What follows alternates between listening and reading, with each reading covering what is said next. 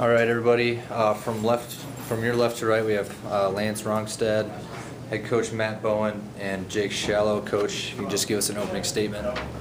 Obviously disappointed to end the season. It was a terrific season for Bemidji State.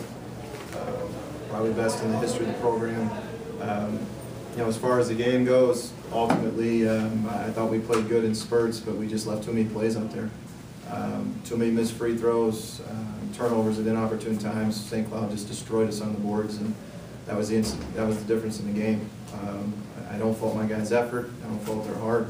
It was a hell of a season. They played hard. We just could not make the plays when we needed to, and credit to St. Cloud, they seemed to come up with them.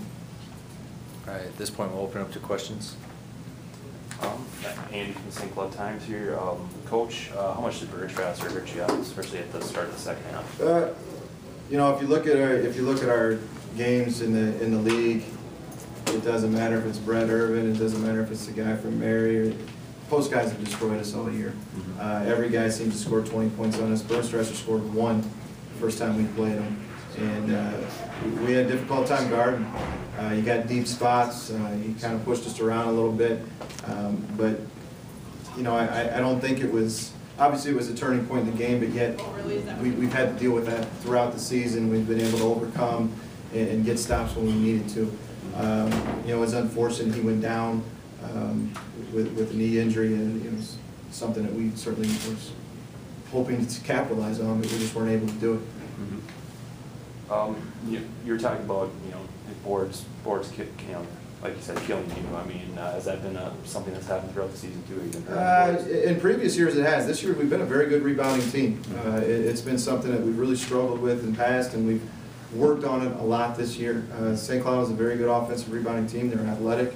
Rongstad and Coors got long arms. They get in there, and we just struggled with it. And you look at the stats. They had 36 rebounds. We had 23. They have 6 extra shots than we do. It's the difference in the game. We just couldn't, not to single out any one player, one play, but I think the microcosm of the game was Poots misses a free throw and Fort's right there to clean it up. And whatever opportunity we had, we didn't capitalize on it, and they kind of cleaned it up and capitalized on it. Did their guys at the bench surprise you? Hawkins, people like that? No, we had them scouted well. I thought, quite honestly, that maybe the difference in the game was we had a 10-point lead. We're playing really well, and was 12 Brooks. Yeah, Tony Brooks. Yeah, Tony came in and made 3 quick plays, 2 off of penetration and 1 where he drove and dished it off, and that sparked what ended up being a 9-0 run, took our 10-point lead down to 1, and I thought we really could have created some separation there, and they were kind of reaching for subs that don't normally play a whole lot during the year. And those guys came in and gave them a great spark. But it wasn't, I don't want to say it caught us by surprise, but they certainly did a great job in their opportunity provided for them. Yeah. Lance, how much did free throws hurt you guys? Well, it killed us. I missed 5 or 6 of them, and those points add up at the end of the game. We talked about all year about taking everything one play at a time, one possession at a time, and adding it up at the end, and those were a lot of missed opportunities. How much does it hurt right now, knowing you got this far and having it end in the first round? It hurts a lot, just knowing that we had a 10-point lead and we let them back in, and then we just didn't take advantage of opportunities. What type of job did they do on James, and how do you feel like they did on James? Rongstad is long and athletic, and James, I want to say he scored 20 points the first time we played him, but it took him 20 shots. Yep. This time, James 6 for 14, 16 points, certainly under his average, but I think we're asking a lot for him to ask him to score 22 points a night. He didn't get to the line enough, but I thought they did a great job. I thought they did a great job. He's obviously a guy that we need to score at a high efficiency and a high level, and I've been very fortunate to coach him, and for him to shoot over 50% from almost every area is asking a lot. Who do you guys have coming back? And I know it's probably hard to think of right now, but I mean, how's the future looking for you guys? Well, we'll have to take the guys that we have coming back, which is a solid core group, and through recruiting, hopefully add some pieces here and there. And the big difficult thing at Bemidji State, and certainly for every team in the league, is you look at Mankato, they had such a special year last year, and then you lose a special group of seniors, and they struggle to win 10 games. That you want to try to keep this thing going and try to maintain and bring some recruits in and try to develop this thing so we can, hopefully we can win 22 every year, but I'd like to have a winning season every year and keep this thing going in the right direction. So that's certainly our goal for next season and beyond. I think I was talking to you on the phone, and you said you felt like St. Cloud State was going to come in, rejuvenated. I mean, did you see that out of them? Yeah, I did. Just in watching them, I thought they were really tired. I thought they were really beat up, which then comes into fatigue, comes into frustration, comes into guys trying to do more than what they're capable of doing. Obviously, Schalow gave them a couple of days off. They had some good practices, had some time to prepare. This was, and you watch them a heck of a lot more than I do, but this is more typical of the St. Cloud team that was ranked 15th in the country and playing quite well.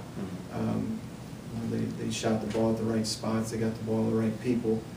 They didn't have, when you look at the games that they were losing, they had Jensen shooting 20-plus times.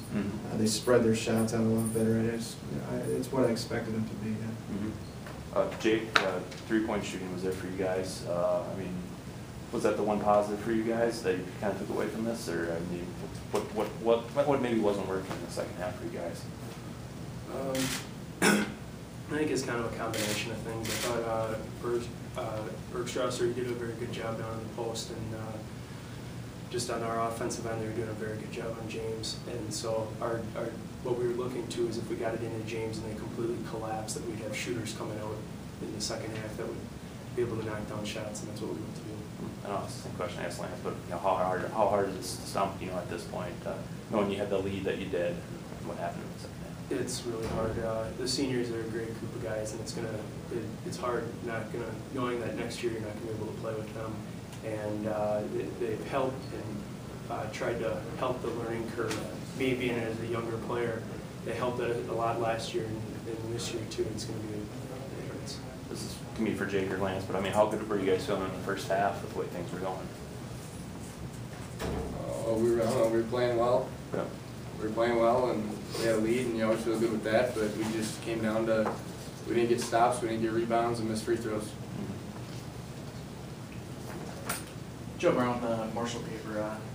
Can you tell me a little bit about some of the perimeter defense you guys were able to play? I know they were really forcing it inside there with Bergstrasser, holding guys like Rongstad, Putz, Jensen, all into about 9.26 shooting.